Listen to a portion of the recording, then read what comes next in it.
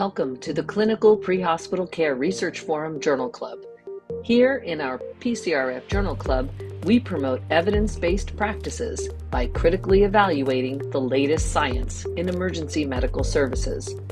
We hope our discussion will help advance EMS practice.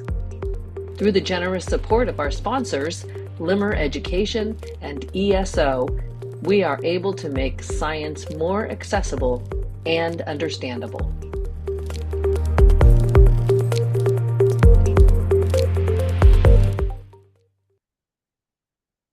Good morning and welcome to the Pre-Hospital Care Research Forum Journal Club for August 2026. We're thrilled to be coming to you today to talk about the estimated benefit of lights and sirens during ambulance transport, published in Pre-Hospital Emergency Care. I'm joined by the esteemed Dave Page, Dr. Tony Fernandez, Jeff Rollman, and we have an author on for this research podcast, Dr. Michael Sprigner, who we're going to bring in to share a little bit about it. This is a great research article that has been making the rounds over the past 3 to 4 months that really utilize some very interesting methods that I think we're going to hear about that may even tell us a little bit more about the use of lights and sirens than even the results do. As all good research does, it's going to tell us more about and ask us make more questions than it does answer, but just the really unique methods that this author team used to look at whether or not we're seeing a huge benefit or some time savings from the use of lights and sirens in transporting our patients. As always, a huge thank you to Limmer Education and ESO for sponsoring this podcast and bringing it to your doorsteps and your living rooms. As always, the podcast today will be paired with an article written in Journal Watch, which is on EMS World's website under the Education tab. It'll give you an opportunity to read the research and some reviews of the results. Without further ado, I want to bring in Dr. Michael Sprigner to tell us a little bit about himself and tell us a little bit about his interest in the use of lights and sirens in emergency medical services and what inspired him and his research team to take on this endeavor. So welcome, Dr. Sprigner. How are you today? Hey, Michael, I'm doing really well. Thanks for having me on. Absolutely. Why don't you tell us a little bit about yourself and then share a little bit about why this topic area interested you? For sure. So my name is Mike Spigner. I am an emergency doctor up at the University of Wisconsin. I'm boarded in emergency medicine, EMS, and actually I have a third board certification in informatics. So my career interest is very much the intersection of EMS and data. And my backstory is I've been involved in EMS since 2009. I was originally an EMT firefighter, and then went on to get my paramedic. I worked just outside of New York City on Long Island for about 7 years before going to med school, and continued to stay involved in EMS throughout that entire time. I went to Cincinnati for residency. I went to New Mexico for fellowship, and it was really in New Mexico, I think, that I found my love for data. At that time, it was the height of the COVID pandemic, and I found myself staring at a screen more than I anticipated I would.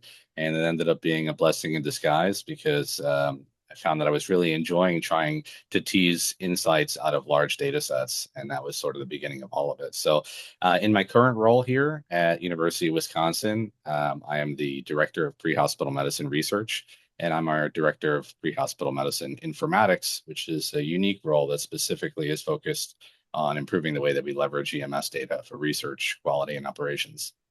Well, I think you're in the right audience today because we have a lot of EMS nerds and research nerds on today, and you're in good cahoots with the group of us. So that's perfect. I'll remind those attending that the chat and the Q&A function is on. So as we go through, if you have questions for the research team and Dr. Spigner, please drop those in. The nerds unite, as they say, for our monthly podcast. So that's perfect, Dr. Spigner. Tell us a little bit about why this topic interested you, and then that'll set us up well to dive into the methods. But it's always fun to hear why someone picks a topic to do research and spend a substantial part of their year working on it.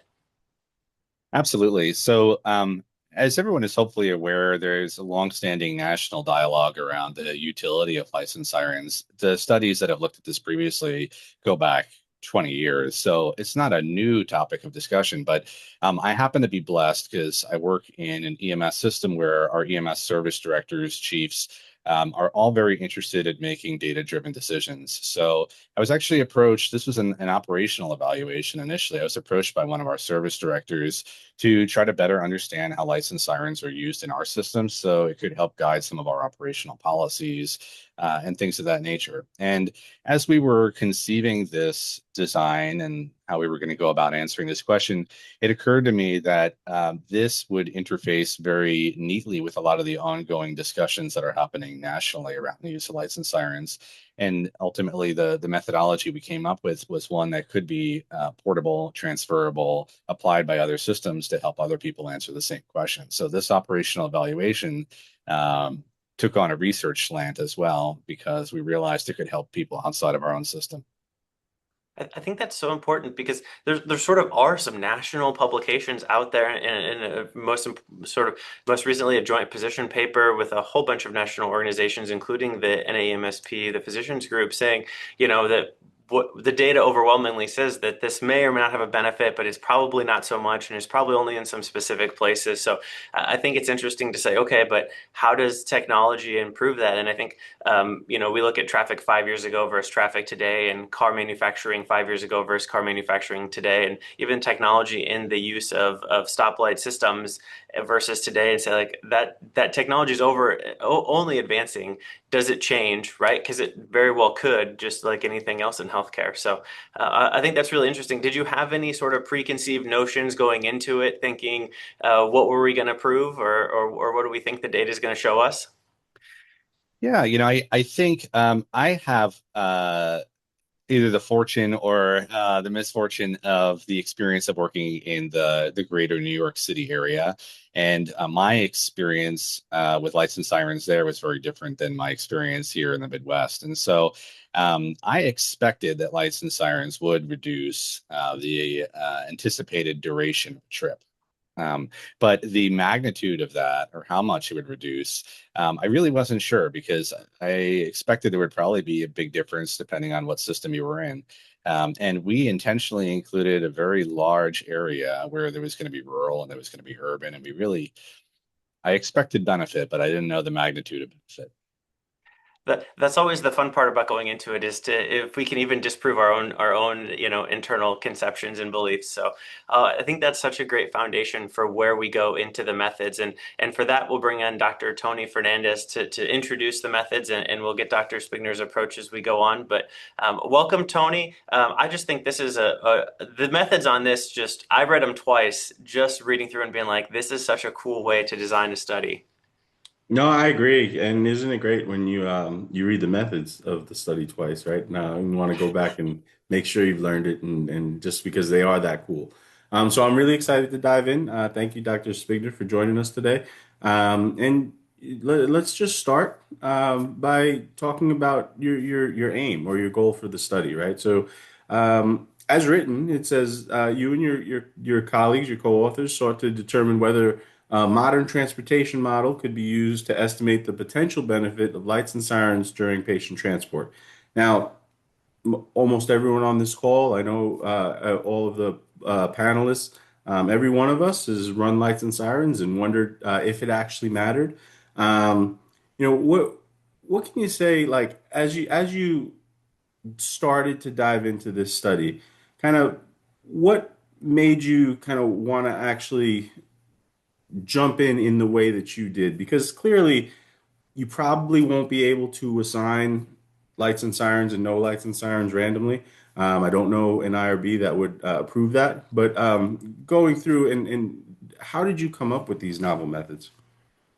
So part of it came down to addressing the limitations of the current studies, right? So in my experience, again, I work with fantastic EMS clinicians in my system. I'm very spoiled.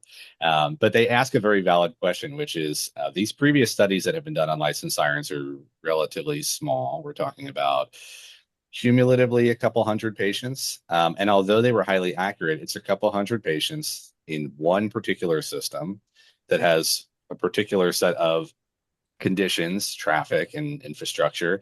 And some of these studies were done a long time ago, to your point about advancing transportation infrastructure and technology and stuff like that. So I think they rightfully asked, does that actually apply to me? or question, do those results actually, Sure. are they Yeah. consistent? So when I was looking at this, I said to myself, is there some way that we can maximize the scale of this evaluation and make it very specific to my region? And I think it dawned on me at some point, Google Maps is pretty good at estimating how long it takes to get somewhere nowadays. And although they don't disclose the exact methods of how that model produces estimates, they're pretty complex, I think, graph neural networks and things like that. I mean, this is their trade secret. They do it really well. And so, what I was curious is if we could use a Google Maps estimate to represent how long a trip would take without lights and sirens, couldn't we look at how long the actual trip took with lights and sirens and compare it to that estimate? That was sort of the fundamental approach to the question. Yeah, and it's genius, right? And sometimes, it's like, why didn't anyone think of this before? But this is just a fantastic way to do this. And yes, Google had a platform that you were able to utilize, but I don't want to minimize some of the work that you had to put in to do this. You had nine different agencies, right, who are participated, and there's a lot of kind of behind the scenes and coordination that you have to do to get all of these agencies to play nicely. Can you talk to us about some of the challenges and successes you had there, getting all of these nine agencies to play?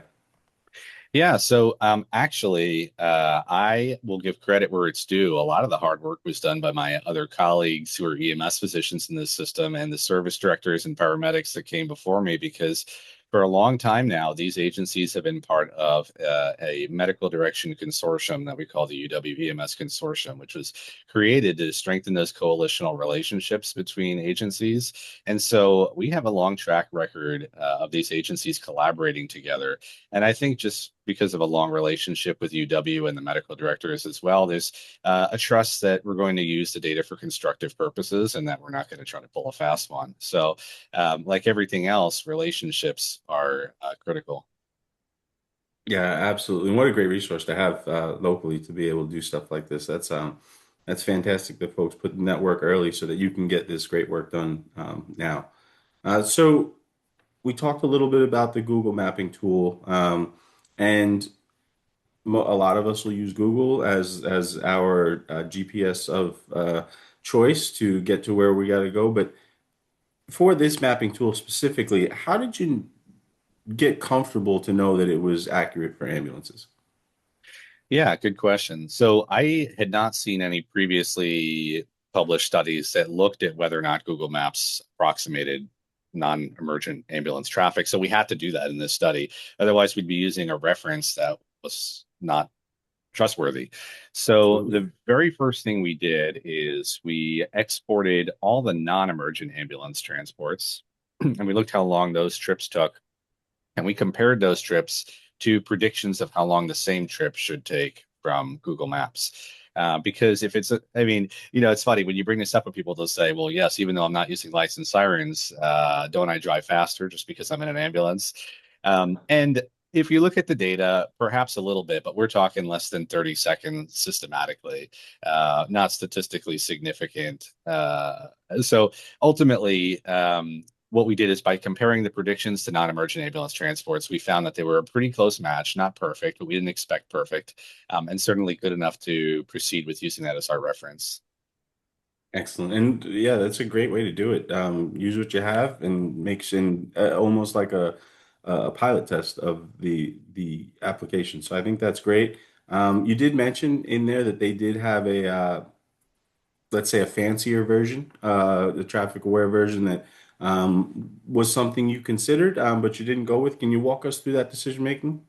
Definitely. So, if we think about Google's, in particular, Google's portfolio of products, if you look at their API, and interestingly, Google's got tons of APIs for any kind of research that you're interested in doing, everything from climate stuff to, well, whatever, you can check it all out. It's well documented. But for their traffic models, they offer two different models. One they call their standard model, and one they call their traffic aware model. And the latter, as the name suggests, takes into account anticipated traffic conditions, which we would expect would perform much better. The catch is with the traffic aware model, you need to use a future date because it's making a prediction based on traffic conditions. So if I were to get in my car right now, it's predicting it's using the future of when I arrive. So what we did is, in order to assess both models, we took the dates that had occurred in the past and we projected them to a hypothetical future date that maintained the same day of the week, same time of year, same time of day. So, I think I gave an example in the paper of like Wednesday the 11th at 7 a.m. and 1 year would be Wednesday the 10th at 7 a.m. Then, in the future. And so you preserve the patterns that we think are important for the model. And we assessed both of those. And what we found is that really the performance wasn't that different, which was not expected. But I think our hypothesis is that perhaps that traffic aware model performs best when it's very close in time to when you're making the prediction, right? So if I get in my car That now, makes sense. it knows what the traffic conditions are now, but trying to predict for the future, it loses some of that. So in short, we just picked the standard model because performance was comparable. It's a cheaper model to run and less complex. But I think in the future, if you were ever going to design like decision support applications, you might choose something that has the real time traffic. Well, that makes a lot of sense. And thank you for walking through that with us. And um, to kind of highlight some of what we talked about, this is really novel. Nobody has really looked at it this way before. And I'm wondering, getting published, there's it's a marathon, right? There's a lot of steps that you got to do and a lot of kind of start and stops. And I wonder, did you get any pushback during the peer review process just from the design itself? Surprisingly, I didn't get too much pushback on the design itself. It was more just about how you articulate the results, right? So from a statistical standpoint, when you talk about models, fit is a particular term that you use, right? There's lots of ways to assess model performance. So choosing kind of the right way to describe the model that doesn't overstate what it is important because the reality is we intentionally chose a model that was simpler and we wanted to see if that simple performance could achieve acceptable results. And the reason we kept it simple is because we liked the idea that this could be replicated without having super high technical knowledge. But if we were to incorporate lots of different variables and stuff like that, we might improve the fit of the overall model and we may lose its value as a portable methodology. So we really sought out to focus on relatively simple model. Yeah, and I love that because one of the things that we try and harp on here often is, one study shouldn't prove anything, right? We want to do this again and we want to do it in different populations and different settings and the like. And you made that really clear in your study how folks in rural areas or much bigger cities with different traffic patterns may be able to use this. Um, can you just speak a little bit to if someone is in a very different type of system and they wanted to use this, how you've made it or how you've spoken about it in your methods in a way that they could maybe plug and play. So essentially, there's a couple different things that need to happen. Excuse me, I'm just getting over a gift from my children. Um, I get it. Yeah, they do that to me too. there's a couple things you need to do. The first is you need to be able to export data from your EHR, from your CAD that says how long the trips took and the locations of those incidents. And if you have coordinates, even better, because if you don't have coordinates, you need to transform the coordinates into addresses. If you have coordinates and you have someone with a little bit of technical know-how who's able to write a script to access that Google API, which I'll explain more about what an API is in a second if that's helpful. But you send those coordinates to the API, it batch processes them, and it says based on the origin and the destination, this is how long we expect the trip will take. The way you can think about these scripts is when you go to the Google Maps website and you punch in an origin and a destination, it's taking those two inputs and it's generating an estimate for you. What we did is we took 27,000 rows of a person manually inputting that, and we just made it run autonomously in the script. And we got 27,000 results back, essentially. Um, That's yeah, it's great, and that's I think it's going to help in so many ways. And you talked about how Google has these other applications where you can do other kinds of research. I think kind of getting these big analytic systems more involved in EMS research, I think is going to be really good going forward. It's just Um, brilliant. And don't you think, like, Tony, we've seen a yeah. lot of methods during our journal clubs, but this really takes the cake for me. I've been chanting this from the rooftops for several months because it's just so different. And the fact that you took historical data that was real calls with real response times that are fairly accurate, and you were able to batch process the entire thing. Now, I'm assuming retrospectively, and I do really want to know more about. I know about APIs, but I don't really know them well enough to know. Gosh, did you have to pay Google? And then how did it retrospectively? Could it be done prospectively or in real time? All that seemed, really fascinating. So I'm dying to know. I'll shut up because I'm just a kid in a candy store. I love it. No, Yeah, Dave, that great. was great. Thanks for chiming in. And if you did offer to speak briefly about APIs, I think that would be great for this audience. Definitely. And thank you, Dave. So an API is an application programming interface. The interface part is basically a door, right? So what it basically an API is it is a door that you can access via a program, via a script that is an entrance into whatever the backend is. So I'm gonna try not to make this too general. In the case of Google Maps, it's a door to access their transportation model. But there's APIs for all kinds of stuff in normal life, anything that gets accessed programmatically. And when I say programmatically, a program is just a series of instructions. So each line, the computer reads each line one at a time. It runs through, it follows the instructions. So you put in a line that basically says, access this door for Google Maps. And if that door requires credentials, like a password to get in, that's called an API key that's usually issued by the organization that has the API. So Google Maps would issue you a key. And that key is your secret code to get in the door. So you put that into your code as well, so that whenever it makes a request to the person holding the door, it gives them the key.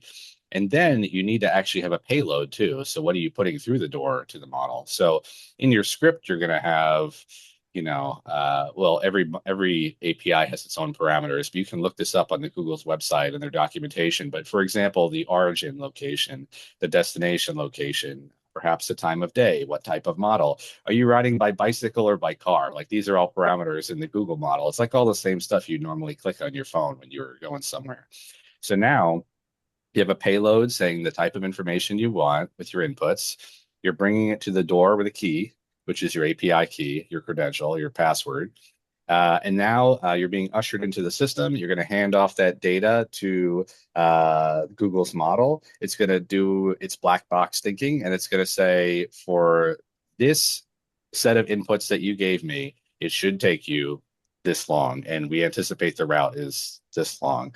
And that gets passed back through the door and comes back to you. So your output to the API is the key and the parameters. The input back to you after that's all said and done is, or I should say, getting output. You understand what I'm saying? The model output coming back to you is now the trip duration and the trip length.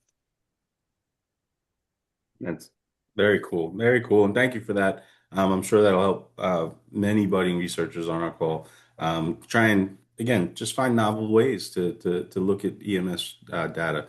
So I always have the unenviable task of holding us up from our results to take a deep dive into the methods. But I did want to say, we talked about your methods pretty in depth. Are there any other things, specifically methods related, that you think would be important for this audience to take home as they read your study? Yeah, I think the one other thing that I would talk about, because it might confuse people, is we did our analysis in two ways. And one of those was what I call spatially aggregated analysis. Do you think it's worth touching on that at all for anyone who reads this? Yeah, absolutely. That'd be great. So we did our analysis two ways. The first is we took the results from Google Maps, and we calculated how much time we estimated were saved with licensed sirens, and we looked at it for the entire system, every incident, all 27,000. But what happens if you have an apartment building that an ambulance goes to 40 times per day? and it always takes 5 minutes to get to that apartment building, or I should say from that apartment building to the hospital. Now you've biased your data set because you have a lot of 5 minute trips, all because of that one building. So we were aware that that could potentially interfere with the data. And so, in addition to doing the overall data, we did what we call a spatially aggregated analysis. And the way to think about this is like this: we wanted to say, for every square kilometer area across the entire study area, how long do we think it would take, or how much time savings do we think would occur in that 1 square kilometer to get to the hospital? Does that make sense? So what we did is we took every incident happening in that square kilometer, we took the median of it, and then that median became the input to the model. And so in that way, we tried to kind of normalize or flatten out all those spikes from areas where there's high incident density. And so we were able to compare both those models side by side to see if the performance was significantly different.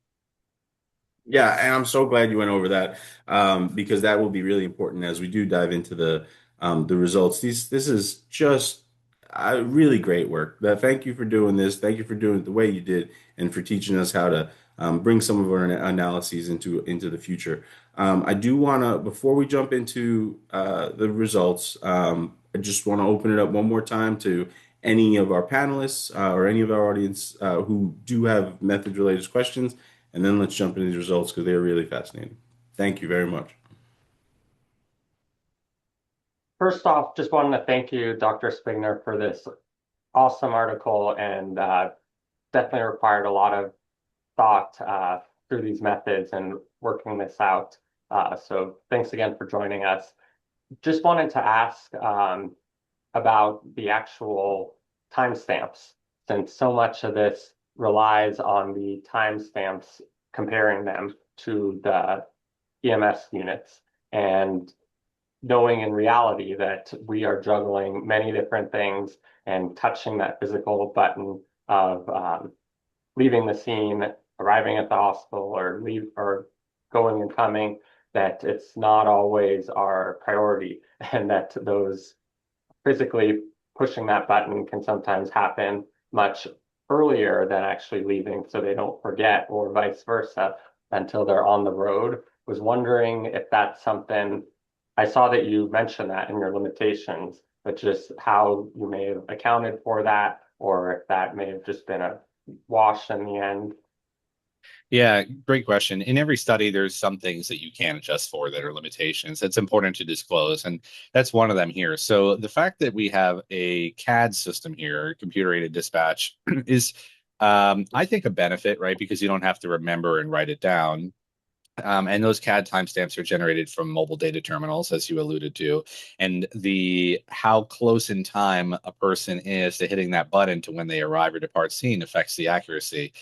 The short answer is there's no way for me to adjudicate that, especially for 27,000 incidents. And when we look at the comparison of how accurately the non-emergent ambulance transports fit the predictions, we saw from like a modeling perspective, about 77% of the variance was explained by Google. So where's that other, 30, what is that, 23%? It could be systematic error, like hitting the MDT wrong. It could be the model was not perfect. It could be they took a different route than Google suggested. All these things, unfortunately, are limitations of a retrospective study. But as we looked at the big picture, we said when you take 27,000 incidents, we hope, and this isn't, if you ask a statistician, they'll say this is not exactly true, but we hope that when you get your sample size larger, you see a trend towards the true value. You know what I mean? Just by virtue of the large size. And some of those systems may have geocached signals, right? Like actually pressing the button is sort of old school. I know, my ambulance service, you just pull up to the scene and it geofences you and says, okay, you're close enough to call you on the scene. Which is actually kind of a problem if you're on a freeway and have to go down to another exit and come back onto the other side of the freeway. But in fact, it may affect it, but it's actually probably even more accurate than the human, because the human might want to hit the button going, "Hey, dispatcher, leave me alone. I'm already there." So just my response time was a little little under 8 minutes because I hit the button sooner. Do you know in Milwaukee if they're geocaching or geofencing that? So in Madison, where I am, I do not believe they're geofenced. I could be wrong. I don't believe they are, though. Cool, cool. Okay. That's a good Mhm. point, but I'd say it introduces its own set of issues that, yeah, these apartment complexes where it takes an extra 10 minutes to find the correct um, place to park. But, yeah, but Mhm. thanks for sharing that, and definitely agree that in the end, with such a large sample size, you weren't just doing this on a handful, that I don't think it would cause a huge bias probably in the results. Anecdotally, I can say that when Google tells me what time I'm going to arrive at my destination, I consider that a means to race, and I will beat Google by at least a minute. So I can attest that it's pretty accurate, except for it changing my driving status to make me more of a race car driver than anything else. I think, Dr. Spinner, this is a great introduction to this paper, a great methods on what you chose, and I think a lot of your explanation will help us understand the results, which I think should bring us to the results and talk a little bit about that. And I've got your table one here, which I think gives us a nice breakdown of where we're going to start to see the data really drive us based on the types of call volume. So if you want to take us through table one, and then we'll dive into a couple of the figures. Absolutely. So, table one is basically just trying to describe to you how long our ambulance trips are. Because if we're talking about trip duration as an outcome, then it's relevant to say, are all of our trips 30 minutes long or are they 5 minutes? So, this is simply describing that. So, what you see is that I don't have a calculator in front of me, but roughly 20-ish% of the calls are being transported licensed sirens, which is not too different than national numbers in our system. And the median amount of time it takes to get to the hospital with licensed sirens is 11.7 minutes. The median without licensed sirens is 13.7 minutes. And median, for anyone listening, is important to understand what a median is. A median is not an average. A median means that 50% of the time it's less than that, and 50% of the time it's more than that. And the reason we pick a median is because it's more robust to outliers. So if you have 10 values, and the 10th value is sky high, and average is going to be pulled towards that high, whereas a median it's going to stay 5. So it's more robust to those outliers. You are among median over mean folks here with you, Dr. Spigner.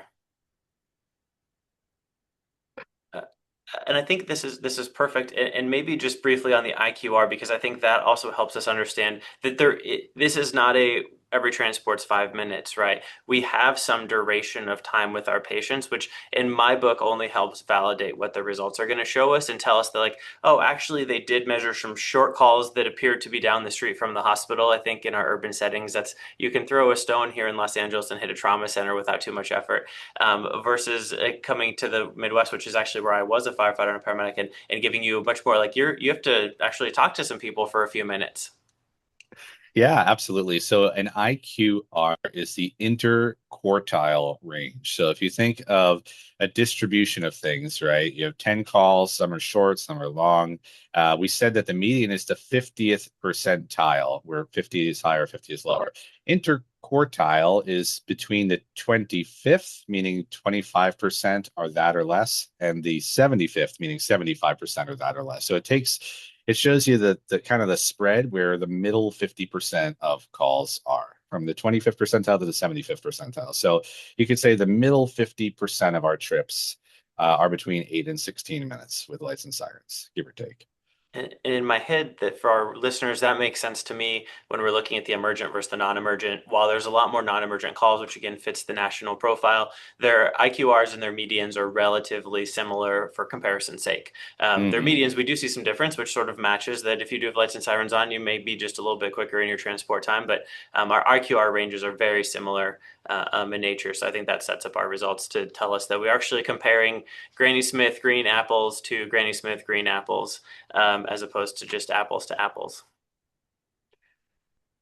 And then explain to us a little bit of your figure one here, which looks at some of our tracks here for our rural.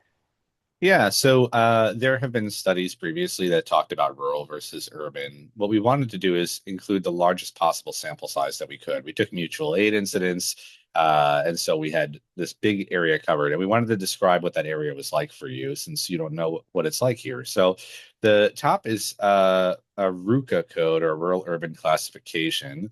I can't remember. I think maybe I can't remember which federal agency created the RUCA, but what it basically is, it's a way of trying to assign an urbanicity to an area based on sort of its road connectivity. Like it's proportion, it's ease of commuting into an urban core, if that makes sense. So a RUCA code of 1 or 2, which is most of our area, corresponds to essentially an urban center and some commuting areas into that urban center, right? So it's all pretty well connected with roads. But we also showed population density down below. And the reason we did that is Madison is a city. It's the second largest city in Wisconsin, but within 15, 20 minutes, you are in farm country. And so the population density is very low in a lot of Dane County outside of the city, in a lot of our study area, even though the road connectivity is actually pretty good. And so, we won't get to it now, but later we talk about how even though we had quote unquote rural areas, we don't know whether our data truly represents rural in the sense of when I was in New Mexico rural, we were on dirt roads. I think that sets us up well, and I think the reason, one of the other reasons that we like this study so much is because you do give us this much background information to describe the area, right? While many people may have flown into Madison or visited Madison, they probably didn't leave the city center. And to think that within a couple of minutes of outside the city center, there's not a huge suburban population. You're going from urban to rural pretty quickly, which I do think probably impacts those lights and sirens times, especially when you're transporting from rural to urban, and the duration thereof fluctuates so much. So perfect. And I think then we've got some comparing the standard and the traffic model that you had articulated earlier. Any thoughts on this figure? Yeah, so a perfect match between Google's estimates and the actual drive times would be if every one of those black dots fell perfectly along the dotted red line. That would be a perfect match. Every single one is exactly right. But that's not how the real world is. So, as I mentioned earlier, the model accounts for about 77% of the variance in actual drive times. And so there is going to be a little bit of a spread around that for various reasons. What you're seeing here is the spread is pretty symmetric around the model. The model is the blue line, and we used a very simple model again. It's just sort of a linear regression right down the middle, what best approximates the data. We kept it simple intentionally. So when you look at the model, which is the blue line, it lines up almost perfectly with the dotted red line, which means that if you're talking about generalizations, averages, the model almost perfectly matches, even though individual ones have some spread. You made me think of this while you were talking through the methods, and that was, while anecdotally Google seems pretpretty accurate to the time I arrive, has someone validated that data to say like, no, actually 95% of the time you will arrive within a minute or two of the estimated time? Is that out there anywhere? To be honest with you, I actually did not specifically look at that because I'm sure that lives in some esoteric traffic journal somewhere, but I don't know. Interesting. I mean, you've sort of done it here to say, in essence, most of the time, we're fitting to this line. But yeah, it made me think. I was like, gosh, it seems like that's probably in existence somewhere. But yeah, I imagine it's not in any of the journals that we're looking at specific to healthcare. So, and then here's where we're going to start to get into some of our takeaways. Yeah, so I'm going to keep this one pretty brief because in terms of like understanding the paper, I may end up confusing you more than helping you, depending on how savvy you all are in the audience. But these are test statistics. They're basically ways of describing how good the model is, right?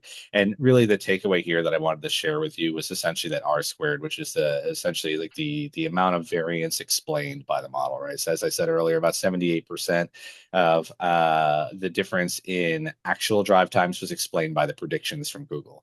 And then as far as the model itself, it lines up pretty closely with what we would expect, but it's not perfect, right? And that's where I was getting back to earlier. You asked what was the reviewer feedback, and some of the reviewer feedback was around using sort of the right way to describe fit versus things of that nature. Reviewer two, I am sure, had some thoughts on which model you should choose and which one you shouldn't choose. Nice. This one gets us into a little bit more of what we were talking about earlier, so I'll let you take it away. Yeah, so this is sort of the primary outcome here. These are called box plots. A box plot, remember, we were dealing in medians and percentiles. So a box plot, if you're not familiar with it, it has a middle bar, a top bar, a bottom bar, and then those whiskers. So the middle bar is the median. That's 50% of the time. Top bar is 75%, bottom bar is 25%. And the whiskers extend out sort of to the extent of the data. And so what you see here is four panels, two outcomes. One outcome was trip duration, or how long we thought the trip would take. And then the second is trip pace, which is how fast the ambulance was moving. And we included trip pace as an outcome because trip duration depends on how long your trip is, but trip pace should not. So trip pace is more generalizable. It's a, 30-kilometer trip or 10-kilometer trip. You can kind of math it out with pace. And so what you see here is if we look at panel A on the top left, that is trip duration for all incidents. And if you see a box plot that's below 0, that means that it was faster than predicted. Okay. So the red box there is for lights and sirens, emergent. You can see that it's fully below 0. So it's faster than predicted. If you go all the way to the right, you see green. Green is non-emergent, and you see that the median falls very close to 0, which is also what we would expect. We would expect that if our predictions match what's actually happening in real life, the green should be very similar to 0, and that's what we see there with a little bit of spread around it, which we already knew. And then the other interesting thing here is we included upgrades and downgrades, even though they were a small percent of the overall number of cases, because they represent potentially intermediate cases, right? So you used it for part of the time. What we would expect is that if lights and sirens are helping you for as long as they're on, they're helping you. You would expect what we call a dose dependent effect, right? So you take more of a dose of lights and sirens, you get more of a benefit. And that's kind of what we're seeing here. We're seeing an intermediate effect. And the value of that is not so much to like try to interpret how our upgrades and downgrades going to affect my practice. What it does is it adds some internal validity to our data because it's performing the way we would expect for partial use of lights and sirens.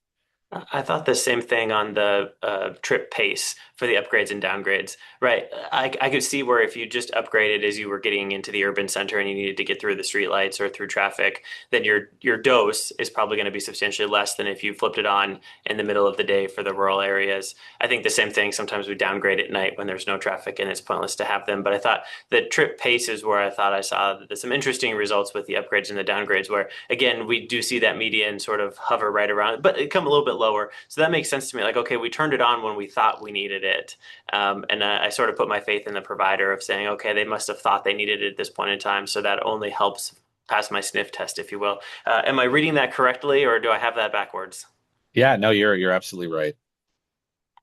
Well, why don't you take us through the trip pace just briefly? And I liked you reported this in kilometers, I think per second, and I kept having to convert. Okay, how many kilometers can I get into a mile for the hexagons in the next one? But I enjoyed thinking through okay, no matter the length of the trip, it should pass my sniff test that the emergent ones similarly are faster, and the non-emergent ones should sort of fall right within the 0 range, or right where regular traffic would move in essence. Yeah, yeah. So exactly like you said, the trip pace is patterned very similar to trip duration. It's just the spread is a little bit less because the, the variation in the data is less. The different units, different scale. But ultimately, it's the same sort of thing, right? So we see that you move more quickly with the emergent with lights and sirens. So your trip durations are shorter and you move more quickly. And those two things we would expect to be occurring simultaneously. It would be hard to get somewhere faster without also moving quicker, save for teleportation. Or we'll bring the drone concept in here. Tell us a little bit about the spatially aggregated data here, and then we can get into the hexagons. Definitely. So recall that the spatially aggregated data was meant to kind of even out those clusters of high incident density, like your apartments where there's lots of calls. And looking at it, what I see is a very similar pattern, right, as the overall. There's a little bit of adjustment, and I think there's a table coming up that'll actually like quantify how much of a difference. I think that table is probably more effective at conveying the difference between the two. But what you see is a very similar pattern, once again, between two different styles of analyses and two different outcomes. Absolutely. And again, correct me if I'm wrong, but to me, this just continues to validate what our model is saying, which is we accounted for some of those clustering areas, the nursing home, for example, that we go to a couple times a day, or the healthcare clinic that we go to a couple times a day fall into that same range where it should reasonably take you about the same amount, but it's going to skew our data in the wrong direction or potentially skew it in the wrong direction. All right, let's look at, here's the table. So this table is what actually gives you the numbers, right? What you see is all the way on the left of the table, I separated this into the overall incidence and the spatially aggregated analysis. You can kind of do a comparison by comparing all and spatial.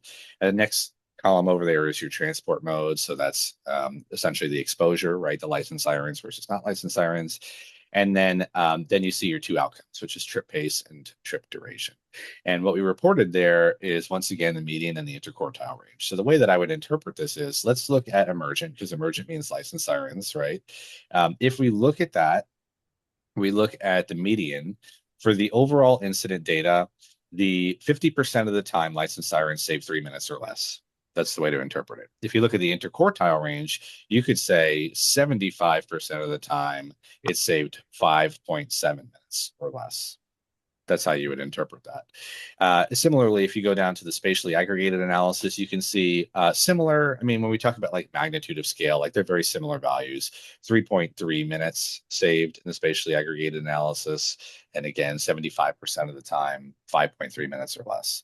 And if you were curious, again, like that question earlier about, well, if I'm driving in an ambulance, even if I don't have licensed sirens, so I just drive faster, you can kind of get at that here too. So if you look at the non-emergent, 50% of the time was about 30 seconds off.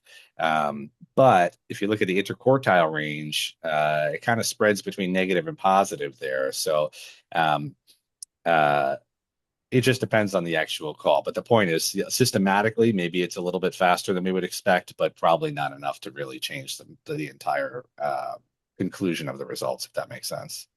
Yeah, absolutely. And I think that's worth pointing out because I also found that interesting. If you're driving non-emergent, but just for trying to hustle, there's a chance it's going to actually take you longer by about a minute and a quarter or so. I thought the other interesting point on our IQR for the emergent was it could save you as little as 20 seconds, which again sort of falls within what some of the other previous studies have reported, which is, somewhere in this 3 to 5 minute range is about what we think lights and sirens will save you. But there's a whole chunk of calls where it's not going to save you any time and just substantially increase your risk of all the bad things. So, no, I think that's really interesting. Let me take it into, because I think we've got a map coming up. So, walk us through this map. And I'll be honest, and I'll drop the supplement in because it had some similar data that relies on this. But I found this to be very interesting looking at transport rates and the trip duration from where you were. And actually, like it did not pass my sniff test in that some of the outliers did not save you any time, where I would have thought in my head the rural places will have the biggest benefit.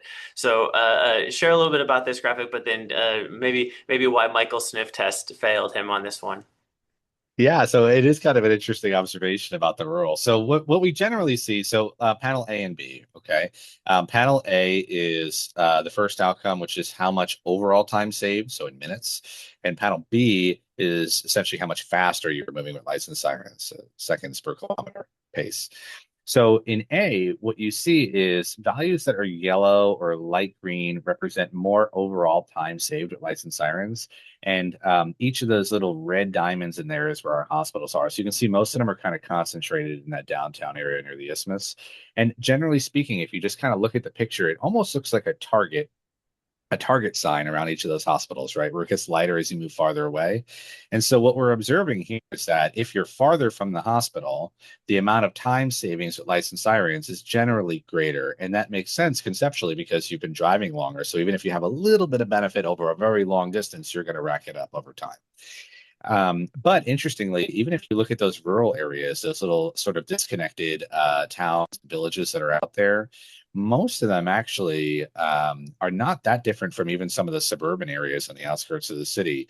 And my best explanation from this, just knowing my area locally, is we talked about that RUCA code earlier and how these villages and towns are really pretty well connected by large traffic corridors. So, once you get on one of those roads, it's a longer trip, but you can fly. You can just hop on. There's no traffic. It's 2 lanes all the way into the city down to the hospital.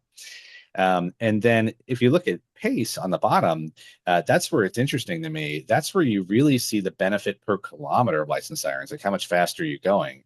And what you see is it's all concentrated downtown, which again is where you would expect. It's where the traffic is. It's where the lights are. But the funny thing about it is because you're so close to the hospitals, even though you're getting the most bang for your buck with licensed sirens, you're just not traveling far enough to rack up a big absolute benefit, a big absolute savings in minutes. So it almost kind of cancels out the benefit. You're moving faster, but you just don't have far to go. I think that makes a lot of sense, and the RUCA code there goes into it, and I think again sort of helps us to explain like, oh, well, you're maybe a freeways distance from the hospital would be an easy way to say that until you get to downtown where you have to get off the freeway and hit the traffic and the lights and everything like that. So Hmm. I think that's a great explanation. It makes sense. Give us just a brief overview of the value of choosing a hexagon, because I thought you explained this very well in your paper, versus a square or a circle. Yeah, definitely. It's a geometry problem, right? So hopefully nobody here still believes the Earth is flat. It is round. And as a consequence of being round, if you were to carve it up into squares, you end up getting some artifact related to stretching of those shapes. So essentially, a hexagonal shape just more naturally approximates the curvature of the Earth, and so there's less edge artifact. And just from like a geometric standpoint, it's a better shape for these types of geospatial analyses. I love it. I think you explained that very well in the paper, and I was like, I would have never thought to consider it as a hexagon versus anything else. Dr. Spigner, I want to bring in our other panelists for any questions on the results. Do you want me to pull up the supplement quickly so you can talk to us a little bit through that one? Totally up to you. I'm happy to talk about it. Let me pull it up because I thought the page two of that, and I just dropped it in the chat, had some interesting information in it. So let me just pull that up for us. So let me scroll down here just a sec. So here, I think this is what you had mentioned beforehand, wanting to go through. Yeah. So people always ask, well, did you know how much could it have saved on some calls, right? I gave you the interquartile range, but I also gave you the whole histogram here in the supplement. So a histogram is just a count at each minute, right? So the way to look at this would be that black line in the middle is 0 minutes saved. And the full distribution there shows you in the data, like there's a small tail to the left where it actually took longer than expected. Most of the data, it was faster than expected. And it's not easy to calculate right off the cuff, your 25th, 50th, 75th percentile. But recall again that 75th percentile was about 5.7 minutes. That means 75% of those bars, 75% of that data is to the left. So if you're wondering, it's in our system, it's exceedingly rare to save more than 15 minutes. It's also very rare to save more than 10 minutes in our system. And that's kind of what this histogram tells you. Before I open it up for some of our thoughts from our panelists, what's your takeaway? What impact does this have on the future use of lights and sirens for us pre-hospital for our pre-hospital providers? Yeah, so I cannot be clearer about this. We are never going to get rid of licensed sirens, right?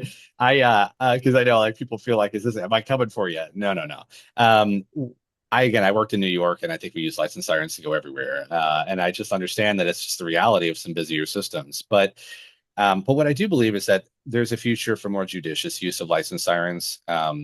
We didn't have time to really get into it here, but there have been a couple studies that have tried to look at the percentage of calls transported by licensed sirens where a time critical hospital intervention is done within the time savings of licensed sirens. And pretty much all three of those studies said about 5%. They were all very similar. And so, if only 5% of these incidents resulted in a time critical intervention at the hospital and the time that it took you to time that you saved using licensed sirens, maybe we don't need to reduce licensed sirens by 95%, but could we do 10%, 15%, 20%? Like, surely there's a reasonable target in there that we can look for. And the goal is never to eliminate licensed sirens. It's just to try to find a safer way to use them, because we know that it's the top cause of occupational fatalities for paramedics. We know that it triples the risk of ambulance collisions. We know that it confers, 7 to 25 times higher risk of getting sued than medical malpractice, which is what we spend all our time talking about. So I think it's a reasonable question to ask. But no, I do not think licensed sirens will ever be chased away. It is part of the profession. It's who we are, and it will never change. That's my prediction. I wonder your thoughts, and then Jeff, open it up to you. I sort of see, and this maybe this research helps guide us in that direction of a time when actually taking into account the traffic delays and the route that you're going to use and stuff, where Siri or Alexa or the voice to be named comes on overhead of your ambulance and says, actually, there's a 3-minute benefit to turn your lights and sirens on. Sort of like when Google will alert me that there's a quicker route. Right. Maybe that's the future of where we can start to see this data utilized. Yeah, I couldn't agree more. I do see that future happening. It's just someone needs to take it on. But clinical decision support tools for EMS are pretty limited, and this is the perfect application. We described a very simple model, but if you were going to create a predictive model for something of this value, you would take into account time of day. You would use a traffic aware estimate from Google. You'd put in all these other factors, and you try to create a more accurate model. And then you'd give paramedics information to make decisions. You'd say, just as you said, we estimate 5-minute savings or 7-minute savings. Instead of telling them use it or don't use it, because there's so many factors, right? There's the patient acuity and all that. You just give them the information to try to make good decisions. I think there's a big future in that. Absolutely. Jeff, what are your thoughts? Yeah, I was having many of the very same thoughts, so you took some of my thoughts from me, but that's all good. Because yeah, I definitely agree that this is such an issue, and yeah, those lights and sirens aren't just gonna go away. But as educators, we start our students off with talking about, BSI, scene safety, and we think of that safety aspect just from a PPE standpoint or scene dynamics, but so much of the safety is really traveling around from hexagon to hexagon and getting to the hospital safely, getting to the scene safely. And we know that that lights and sirens benefit can be minimal or nothing. So I guess I was wondering how far away do you think we are from actually adding this to that real-time decision support? Since I know this is something you said that is conceptually, I guess, not as difficult as it seemed to all of us, but at the same time, we know this requires kind of quite a bit of computational power integrating with the Google APIs. Can this realistically be done now or in the near future, you think? In my opinion, it can be done now. Now, easy for me to say, right? Like I haven't started building the model, but in my mind, like the the workflow involved in, first you create the model, you incorporate the variables that improve its fit, you test it in the real world, and then there's the deployment part of it, like the putting it into production and making it usable. And there's obviously some costs associated with it, because if you're going to continue to use the Google model and you scale that up, obviously there's usage costs and stuff like that. So, like everything else in EMS, it's do we have the resources for it, the right people to do it, all those sorts of things. But I don't see this as outside the realm of something achievable today. Yeah, no, that's good to hear. It'd be nice to see if there's some system that was willing to pilot this. And I guess I was also wondering, in your role as a EMS medical director, and there are other medical directors all around the country that are thinking about this and thinking about not just clinical decisions around maybe medications, but should this be a clinical decision in terms of the transport mode? Just wondering if you had any closing thoughts to our medical directors, clinical coordinators, those that are overseeing both the clinical and operational aspects in terms of what to take away from this. Yeah, I think most people in public safety are familiar with this phrase, risk a lot to save a lot, risk a little to save a little, right? Like that resonates with all of us. And I think ultimately, I think the decision to use licensed sirens is a medical one, because that is the most defensible reason. And when I talk to our EMS clinicians in our system, that is how I describe it. Saving time. There's, what are your reasons to save time? To get back to the station for lunch, because your supervisor cracked the whip and the system is hurting, or because your patient needed an intervention that's going to improve their outcome, right? If you get into a wreck, whether it was your fault or not, which reason would you like to defend? And I think that the most defensible reason is you were doing it for the patient. So like you said, keep the patient at the center of this. Licensed sirens are an intervention intended to help your patient get what they need faster. I think that's a perfect way to sum it up, and I don't think I could have said it any better. Dr. Springer, thank you so much for spending the morning with us and talking us through this research. We really, really appreciate it. With that, I get the unkind task of closing us out, and that is inviting everyone to the educational podcast, which will take place Friday, August 28th, 10 a.m. Pacific time. And you'll see us again next month for the clinical podcast. That's Monday, September 14th at 10 a.m. Thank you so much for joining us. Thank you for the questions that came through the Q&A. We were able to get to those, and for sharing your time with us this morning. Thank you. Have a good rest of your day.